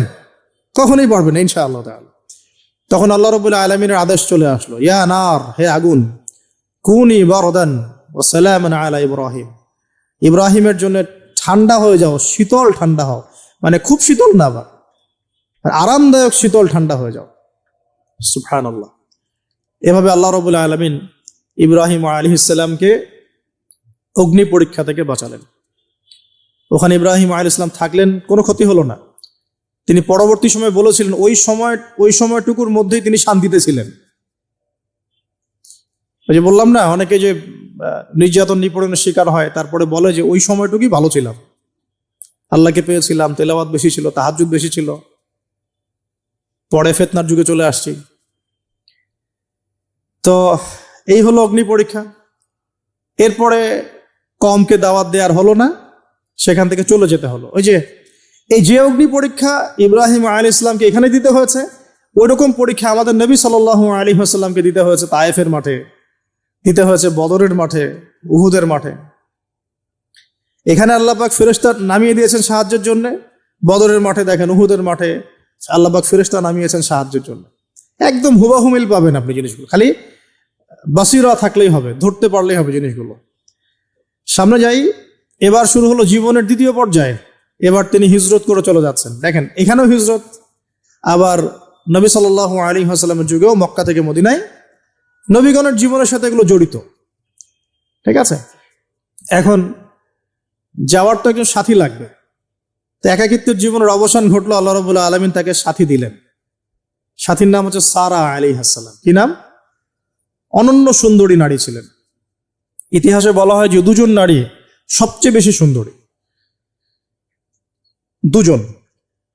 আমাদের মতো আর্টিফিশিয়াল সুন্দরী না, আর্টিফিশিয়াল সুন্দরী কথা বলো, অরিজিনালি সুন্দরী দুজন নারীর কথা বলা হয়েছে। একজন হচ্ছেন হাওয়া আলাইহিস সালাম, অনন্য সুন্দরী নারী ছিলেন, এবং আরেকজন সারা আলাইহিস সালাম, তিনি পরম সুন্দরী নারী ছিলেন। দেখেন, সারা আলাইহিস সালাম, তার গর্ভ থেকে কিন্তু পরবর্তীতে মানে সন্তান তো প্রথমে হচ্ছিল না, তাই না? শেষ বয়সে গিয়ে সন্তান হলো। হাজারা আলাইহিস সালামের গর্ভ থেকে কি ইসমাইল, আর সারা আলাইহিস সালামের গর্ভ থেকে ইসহাক। ইসহাক আলাইহিস সালামের পরে ইয়াকুব, আর ইয়াকুবের পরবর্তী বংশধর যারা, তারা কি? বনু ইসরাইল। তাই বনু ইসরাইলের মধ্যে ইউসুফ হাসান, ইউসুফ সবচেয়ে সুন্দর ছেলে না? সারা আলাইহিস সালামের সৌন্দর্য, সুবহানাল্লাহ, কথা বুঝতে পারছেন? মায়ের সৌন্দর্য, মার বাবা, তারা ছিলেন পরম সুন্দর। এখন সারা আলাইহিস সালামের সাথে বিয়ে হলো। দেখেন, এই যে লম্বা সময় আলোচনা করলাম, এই সময়টুকুর মধ্যে ইব্রাহিম আলাইহিস সালামের দাওয়াতে মাত্র দুজন মানুষ মুসলমান হয়েছে। কয়জন? একজন হলো তার স্ত্রী সারা, আর একজন হচ্ছে তার ভাতিজা, তার নাম লুত। ভাতিজার নাম কি?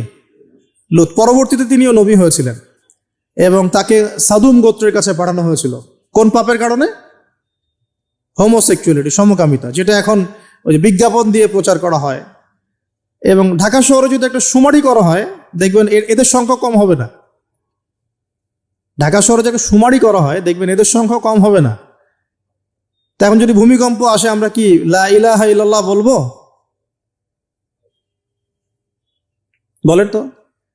আমরা তো ডেকে নিয়ে আসতেছি ভূমিকম্প, আমরা ডেকে নিয়ে আসতেছি যে আল্লাহ পাক বলছেন এগুলো করো না, গজব আসবে। আমরা করছি আর এটাকে ডেকে নিয়ে আসতেছি, আসো।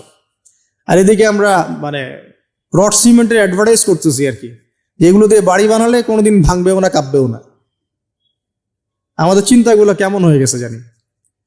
আল্লাহ পাক জেনা, ব্যভিচার, মাদক, পর্নোগ্রাফি, এই সমকামিতার এইসব পাপের কারণে এরকম গজবগুলো নাজিল করেন। শুধু ঢাকা কেন, এরকম বড় বড় মেগা সিটিজ যেগুলো আছে, এগুলোতে এখন এটার অধিকার তারা চাচ্ছে, আন্দোলন করে অধিকার চাচ্ছে। আপনার রেইনবো ফ্ল্যাগ দেখবেন, রংধনু ফ্ল্যাগ। রংধনু ফ্ল্যাগ মানেই সমকামিতা। অ্যাডভার্টাইজ দিয়ে দিয়ে, পোস্ট দিয়ে দিয়ে এখন মানুষ, আগে যেমন মেয়েরা বাসায় গিয়ে গিয়ে কিছু সার্ভিস দিত না, মানে খারাপ সার্ভিসের কথা বলছি আর কি, এখন এভাবে ছেলে ছেলেকে সার্ভিস দেওয়ার জন্য ডাকতেছে। এটা কোনো গাল গল্প করছি না, এটা বাস্তবতা। যদি আমাকে বলেন যে আপনি চোখের সামনে প্রমাণ দেন, আমি দিতে পারবো না। যদি আপনি আমাকে 1 মাসের জন্য অথরিটি দেন ঢাকা শহরে, তাহলে দিতে পারবো উইদিন 1 মাসের মধ্যে। এখন যদি আমাকে বলেন আমার চোখের সামনে এনে দেন, আমি দিতে পারবো না তো, কারণ তাত্ত্বিকভাবে পড়ে অনলাইনে দেখছি। যদি বলেন যে 1 মাসের অথরিটি আপনাকে দিলাম, খুঁজে বের করে দেন, 7 দিন লাগবে না ইনশাআল্লাহ। তো কথা হচ্ছে এটাই, যে এই যে সাদুম গোত্রের কাছে পাঠানো হচ্ছে লূত আলাইহিস সালামকে সমকামিতার পাপের কারণে, পরবর্তীতে এই কওমটাকে ধ্বংস করা হয়েছে। আল্লাহ পাক এমনভাবে ধ্বংস করেছেন যেটা ইতিহাসে কখনো করেন নাই। ফেরেশতাদের পাখা দিয়ে আল্লাহ পাক মাটিকে উপরে তুলে আবার উল্টা দিকে দাফন করে দিয়েছেন, আকাশ থেকে পাথর বর্ষণ করেছেন। এখন এইটা যদি সারা বিশ্বে ছড়িয়ে পড়ে, তাহলে ওই রকম শাস্তি আবার আসবে না? স্বাভাবিক না? এটা আসতে পারে। আর এটার মূল কেন্দ্র হচ্ছে পশ্চিমা সভ্যতা। এখান থেকে সারা দুনিয়া ছড়িয়ে পড়তেছে।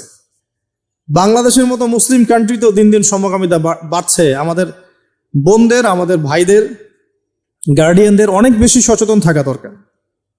কোনো কোনো ক্ষেত্রে মাদ্রাসার মধ্যেও দেখা গেছে এগুলা, হিপসখানাতেও দেখা গেছে এগুলা।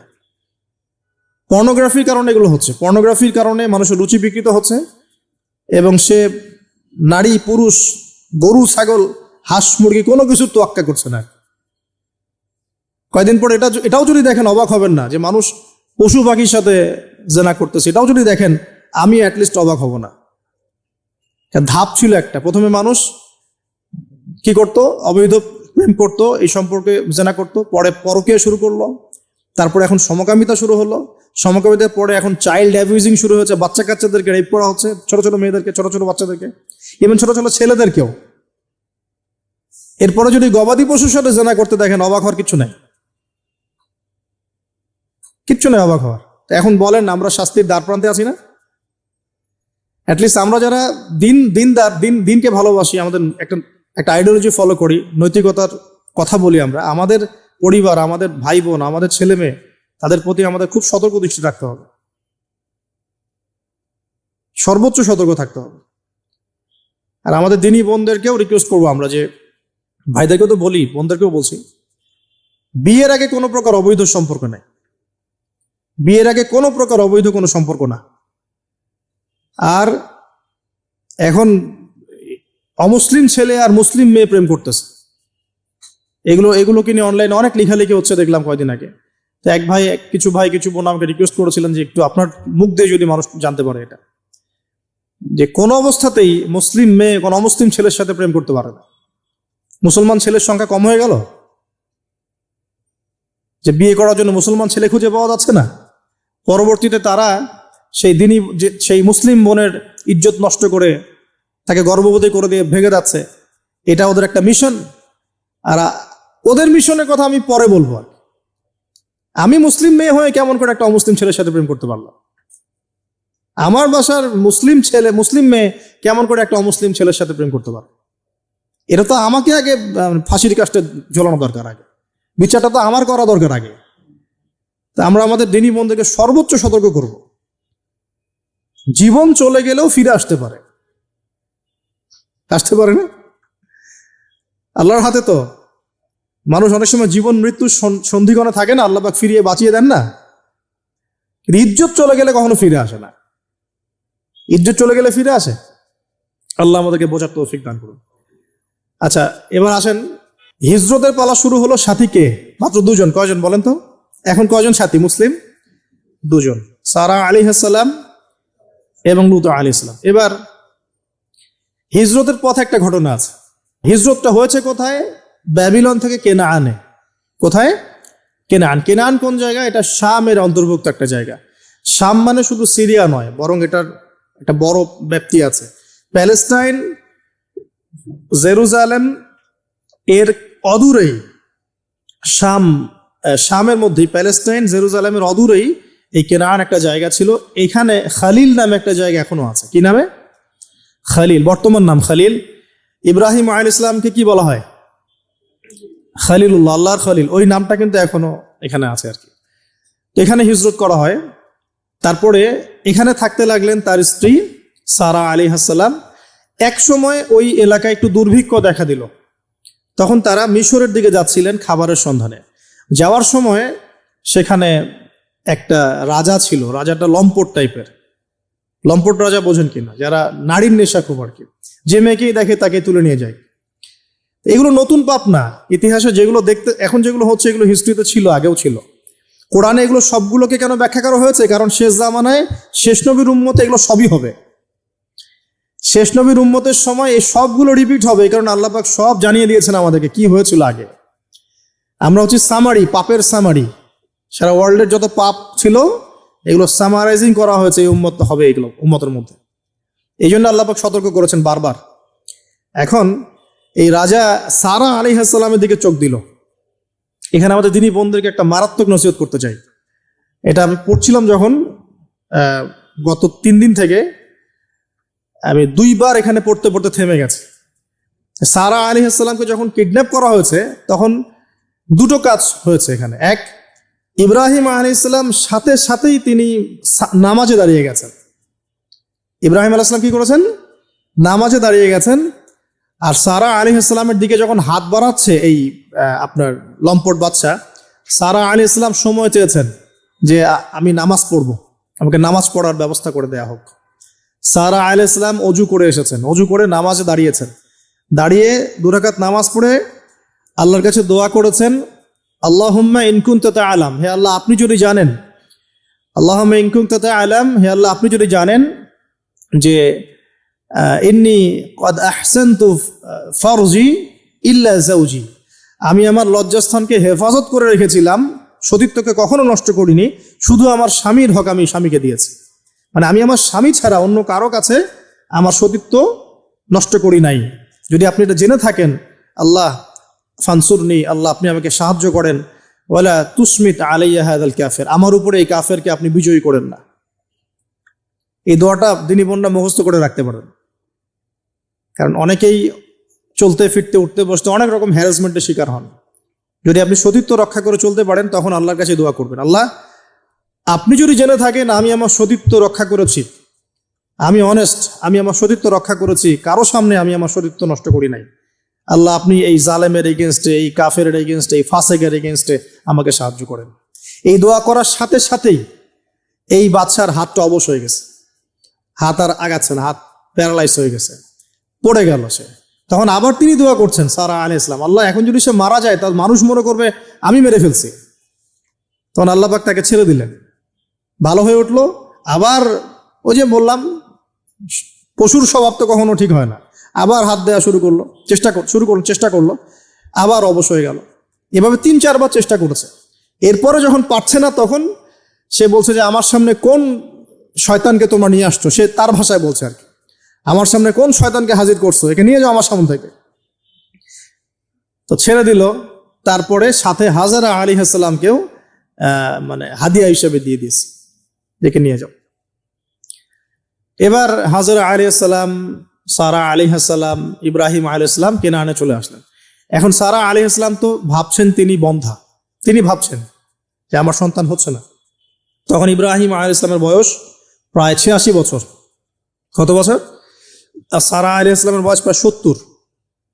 তো 70 বছর হয়ে গেছে একটা মহিলার, মনে করেন বাচ্চা কাচ্চা হয়নি, তাহলে তো তার মনে হবে যে আমার মনে হয় বাচ্চা কাচ্চা হবে না, স্বামীর তো বংশ বাড়ছে না, তো বংশ রক্ষার স্বার্থে আমি তাকে একটা বিয়ে দেওয়ার চেষ্টা করছি। তখন হাজরা আলাইহিস সালামের সাথে তার বিয়ে দেওয়া হয়। এই হলো সেকেন্ড ওয়াইফ। এখনকার পশ্চিমা সভ্যতা অবশ্য আমাদেরকে শেখায় যে একজন নোবেল মানুষ আর কি, মানে a noble man can not marry মানে টুয়াইস থার্ড, এটা শিখায় যে একজন ভালো মানুষ একাধিক বিয়ে করতে পারে না। এটা নোবেলরা মানে ইয়ারা পশ্চিমরা শিখায়। কিন্তু ওরা আবার এটা শেখানোর সাথে সাথে তাদের সোসাইটির মধ্যে একজন মানুষ 10টা-20টা মেয়ের সাথে জেনার চর্চা ঠিকই করে, এটা আবার ওখানে অ্যাভেলেবল। তো নবীগণের সুন্নাহ এটা কাদের সুন্নাহ? নবীগণের সুন্নাহ। কারণ নবীগণ এগুলো ম্যানেজ করতে পারতেন, মেনটেন করতে পারতেন। তাদেরকে আল্লাহ পাক ফিজিক্যাল, মেন্টাল সব ধরনের অ্যাবিলিটি দিয়েছিলেন। এবার বিয়ে হয়ে গেল, কিসের উদ্দেশ্যে দেয়া হয়েছে? সন্তান। এবার 86 বছর বয়সে আল্লাহ রাব্বুল আলামিন ইব্রাহিম আলাইহিস সালামকে সন্তান দান করলেন। সুবহানাল্লাহ। এই সন্তানের নাম কি? ইসমাঈল আলাইহিস সালাম। সন্তান জন্ম হয়ে গেল, পরীক্ষাও। ইব্রাহিম আলাইহিস সালামের জীবন তো পুরোটাই পরীক্ষা। বাবার থেকে বিচ্ছিন্নতা পরীক্ষা, আগুনের পরীক্ষা, সমাজ থেকে বিচ্ছিন্নতা পরীক্ষা। আবার এই যে এখন পরীক্ষা, আরো বড় বড় পরীক্ষা শুরু হচ্ছে। কি পরীক্ষা? এবার বলছেন স্ত্রী এবং সন্তানকে রেখে আসো মক্কায়। খুব খেয়াল করে দেখেন, এই জায়গা থেকে ইব্রাহিম আলাইহিস সালাম তার বিশ্বাস ছিল যে মক্কাতে আল্লাহ রাব্বুল আলামিন আমার স্ত্রী এবং সন্তানকে কিন্তু মেরে ফেলবেন না ইনশাআল্লাহ। কিন্তু তিনি তো মানুষ, তিনি বুঝতে পারছেন জনমানব শূন্য একটা জায়গায় আমার স্ত্রী সন্তান কিভাবে থাকবে। একটু পানি নিলেন, খেজুর নিলেন, রেখে আসছেন। যখন রেখে আসছেন ওই সময়টার কথা হাদিসের মধ্যে আসছে যে তিনি মানে রেখে চলে আসছেন, পিছন দিকে হাঁটা শুরু করেছেন। তার স্ত্রী দৌড়ে আসছেন বারবার। চিন্তা করেন একটু, মানে আবেগ দিয়ে ভাবেন জিনিসটাকে। আইনা তাযহাবু ইয়া ইব্রাহিম, কোথায় আছেন আপনি? স্ত্রীকে তখনও বলা হয়নি যে তোমাদেরকে রেখে চলে যাবো এখান থেকে। স্ত্রীকে তখনও কিন্তু বলা হয় নাই যে তোমাকে রেখে চলে যাবো এখানে, তোমার সন্তানের এই যে দুধের বাচ্চা রেখে চলে যাবো। তখনও কিন্তু তারা জানেন না। জিজ্ঞাসা করছেন আইনা তাযহাবু ইয়া ইব্রাহিম, কোথায় যাচ্ছেন ইব্রাহিম, কোথায় যাচ্ছেন ইব্রাহিম? বুকের মধ্যে পাথর বাঁধা। তখন বুকের মধ্যে তখন ইব্রাহিম আলাইহিস সালাম কি পাথর বাঁধা। এটা পুরুষ, এই ফিলিংস গুলো পুরুষরা বুঝবে, মেয়েরা বুঝবে না। এই বুকে পাথর বেঁধে হাসি মুখে থাকার যে অনুভূতি, এটা পুরুষরা বুঝবে, মেয়েরা বুঝবে না, তাই না ব্যাপারটা? তো ইব্রাহিম আলাইহিস সালামের বুকে তখন পাথর বাঁধা, তিনি কথাই বলতে পারতেছেন না। তখন তিনি বললেন যে আপনি কি আল্লাহর হুকুমে রেখে যাচ্ছেন আমাদেরকে এখানে? তখন ইব্রাহিম শুধু মাথা নাড়লেন, মুখ দিয়ে হ্যাঁও বলেন নাই, মাথা নাড়ছেন খালি। তখন মাশাআল্লাহ এই যে ইসমাঈলের মা আলাইহিস সালাম, তিনি বলছেন যে তাহলে আল্লাহ রাব্বুল আলামিন, মানে যদি আপনি আল্লাহর হুকুমেই আমাদেরকে রেখে গিয়ে থাকেন, তাহলে আল্লাহ পাক আমাদেরকে কোশ্চিন কালেও ধ্বংস করবেন না ইনশাআল্লাহ। এমন মহান তাওয়াক্কুলকে দেখালেন স্ত্রী হাজরা আলাইহিস সালাম। এবার আসেন, উনিও কিন্তু দেখতে পাচ্ছেন যে আশপাশে কোনো মানুষই নাই, জনমানব শূন্য জায়গা, পানি নাই, খাবার নেই, কিছুই নাই। এবার ইব্রাহিম যখন চলে আসলেন, একটা পাহাড়ের আড়ালে গিয়ে দাঁড়ালেন কিছু দূরে এসে। তখন হাত তুলে আল্লাহর কাছে দোয়া করা শুরু করলেন। রব্বি, সূরা ইব্রাহিমের মধ্যে আসছে, রব্বি ইন্নী আসকানতু মিন যুররিয়াতি বিওয়াদিন গায়রি যি যার'ইন ইনদা বাইতিকাল মুহাররম রব্বানা লিয়ুকিমুস সালাহ ফাজআল আফইদাতাম মিনান নাসি তাহওয়ি ইলাইহিম ওয়ারযুকহুম মিনাস সামারাতি লাআল্লাহুম ইয়াশকুরুন। সুবহানাল্লাহ। তিনি দোয়া করছেন, আল্লাহ আমি আমার স্ত্রী এবং আমার সন্তানকে জনমানবহীন পিরান একটা জায়গায় তোমার ঘরের কাছে রেখে আসলাম। আল্লাহ এই কারণে যাতে করে তারা নামাজ কায়েম করে। কি করে? আল্লাহ তুমি মানুষের মনগুলোকে তাদের দিকে ঘুরিয়ে দিও এবং তাদেরকে ফল ফলাদি দিয়ে রিজিক দিও, যাতে করে তারা তোমার শুকরিয়া আদায় করতে পারে। এখনো দেখেন ওই জায়গায় নামাজ ঠিকই কায়েম হচ্ছে। ওই জায়গায় কিন্তু নামাজ পড়েও যেমন শান্তি, নামাজের আসল রুহানিয়াত ওখানে বোঝা যায়। 24 ঘন্টা ওখানে নামাজ তাওয়াফ সাই চলতেই আছে, 1 মিনিটের জন্য বন্ধ হচ্ছে না। দেখেন, তারপরে মানুষের মন অটোমেটিক ওখানে ঘোরানো থাকে। সবাই চায় জীবনে অন্তত একটাবার হজ করতে, একটাবার আল্লাহর ঘর দেখতে। আর পৃথিবীর এমন কোনো ফল পাবেন না সেখানে নাই। অথচ ওখানে কিন্তু খুব কৃষিভিত্তিক কিছু চাষ হয় না, খুব একটা চাষ হয় না। তো ইব্রাহিম আলাইহিস সালামের দোয়ার বরকত দেখেন, কি বরকত। ব্যাস আল্লাহ রাব্বুল আলামিন কবুল করলেন। এবার এই যে খাবার পানি যখন ফুরিয়ে আসলো, তখন এই যে মা হাজরা আলাইহিস সালাম ছোট ছোট শুরু করলেন সাফা আর মারওয়ায়, সাফা মারওয়ায়। একবার সাফার উপরে ওঠেন, একবার মারওয়া। এখনকার সাফা মারওয়া না, এখন মোজাইক দিয়ে টাইলস করে দেওয়া সাফা মারওয়া না, যেটা আমরা সাই করি, এই সাই সেই সাই না। ওইটা তখন ছিল একদম রুক্ষ একটা জায়গা, জীর্ণ শীর্ণ একদম ভূমি ছিল। আর এখন তো কয়েক তালা হয়েছে। এটা যারা ওমরা হজ করেছেন বা হজ করেছেন তারা জানেন। তো এরকম বিরান জায়গা সাফা মারওয়া, একজন মহিলা, একজন নারী, তার কি জাজবা, সে এই শক্তি কোথায় পাচ্ছে? সেই শক্তি পাচ্ছে কোথায়? সেই তাওয়াক্কুল কোথায় পাচ্ছে? কোন আশা নিয়ে সে ছুটছে আর কি? আর আমরা কোন আশা নিয়ে দুনিয়ার পথে ছুটছি আর কি? পানি, বাচ্চা এদিকে কান্নাকাটি করছে, চিৎকার করছে, সে দৌড়াচ্ছে, একবার সাফা একবার মারোয়া, একবার সাফা একবার মারোয়া। আমরা যখন হজ করতে যাই, ওমরা করতে যাই, কখনো এই ফিলিংসই আসে না আমাদের মধ্যে। ওইখানে গিয়ে সেলফি উঠানো শুরু করে মানুষ। আমরা গিয়েছিলাম, অবাক হয়ে যায়, ওখানে সেলফি উঠে মানুষ বসে বসে। সাফা মারওয়া সাইর কোনো ফিলিংসই নাই। এটা হাজরা আলাইহিস সালামের স্মৃতি আল্লাহ পাকের কাছে। এই দৌড়াদৌড়ি এতই ভালো লেগেছে, আল্লাহ পাক কিয়ামত পর্যন্ত রেখে দিয়েছেন সুবহানাল্লাহ। একজন নারীর সম্মানে, এই সন্তান, মায়ের বাঁধন, সুবহানাল্লাহ। এগুলা আসলে বলে বোঝানো যায় না ফিলিংস গুলা। এই 7 বার সাইর মধ্যেই আল্লাহ রাব্বুল আলামিনের এই যে হুকুম চলে আসলো। দেখেন যে ইসমাইলের পায়ের কাছ থেকে পানির ফোয়ারা বের হচ্ছে। এই পানির ফোয়ারা বের করে দিয়ে গেলেন কে? জিবরাইল আলাইহিস সালাম। আর তিনি বলে গেলেন যে তোমরা কষ্ট নিও না, এখানে আল্লাহর ঘর হবে, এই ছেলে আর তার বাবা মিলে ঘর নির্মাণ করবে। এবার তিনি এই যে পানি, জমজম কূপ তৈরি হয়ে গেল, পানি হলো, পানি দেখে পাখি আসলো। কি আসলো প্রথমে? পাখি কিন্তু পানি খোঁজে। এরপরে ওখানে ওই পাখিকে দেখে একদল মানুষ আসলো আর কি। এই মানুষগুলো ইয়েমেন থেকে আসছে। কোত্থেকে? এই গোত্রই পরবর্তীতে আরবে বিস্তার লাভ করেছে। এই গোত্রের মেয়ের সাথে ইসমাইল আলাইহিস সালামের বিয়ে হয়েছে। পরবর্তীতে এই গোত্রের হাত ধরে কুরাইশ বংশ হয়েছে, এবং এই কুরাইশ বংশে আমাদের শেষ নবী মুহাম্মদ সাল্লাল্লাহু আলাইহি ওয়াসাল্লামের জন্ম হয়েছে। বুঝতে পারলেন? এই হলো ইতিহাস। তো তারা পানি চেয়েছিল। তো হাজরা আলাইহিস সালাম বলেছিলেন যে পানি দিতে পারে এক শর্তে, এখানে বসতি স্থাপন করতে হবে। ওরা তো আরো ভালো, বসতি স্থাপন করবো, পানিও পাবো, সব তো আরো ভালো হলো। এখানে ইসমাইল আলাইহিস সালাম বড় হন। পরবর্তীতে এখানকারই এক মেয়েকে তিনি বিয়ে করেন, নারীকে বিয়ে করেন। তার বংশতে আসে মুহাম্মদ। তার বংশতে আস্তে আস্তে যে কুরাইশ, বনু হাশিম, বনু মাখজুম, এগুলো হতে হতে হতে মুহাম্মদ সাল্লাল্লাহু আলাইহি ওয়াসাল্লাম কুরাইশ বংশে জন্ম নেন। তাহলে আমাদের নবীর পিতা কে বলেন? ইসমাইল। কে? ইসমাইল আলাইহিস সালামকে বলা হয় আরব জাতির পিতা, আলাদা করে আরব জাতির পিতা। আর তখনই কিন্তু আরবি ভাষাটাই, যে আমরা যে এখনকার যে আরবি ভাষাটা দেখছি, এই আরবি ভাষাটা কিন্তু এই বনু জোহরম গোত্র থেকে আসছে আর কি। বুঝতে পারছেন? এই গোত্রের ভাষা ছিল এই ক্লাসিক্যাল আরবি ভাষা, আমরা যে আরবিটা এখন চর্চা করি। তো এবার ইসমাইল আলাইহিস সালামের বয়স যখন এবার আবার একটু বড় হলো, বেশি হলো, 10 থেকে 13 বছর, তখন আরেকটা পরীক্ষা। এর মাঝে মাঝে বাবা আসেন, দেখেন যান। এখন শেষ বয়সে যারা সন্তান পেয়েছেন তারা এই জিনিসগুলো বুঝেন। আমরা যারা বিয়ে শাদী করি নাই, সন্তান হয় নাই, আমরা আসলে এগুলো পড়ি, বুঝতে পারি না।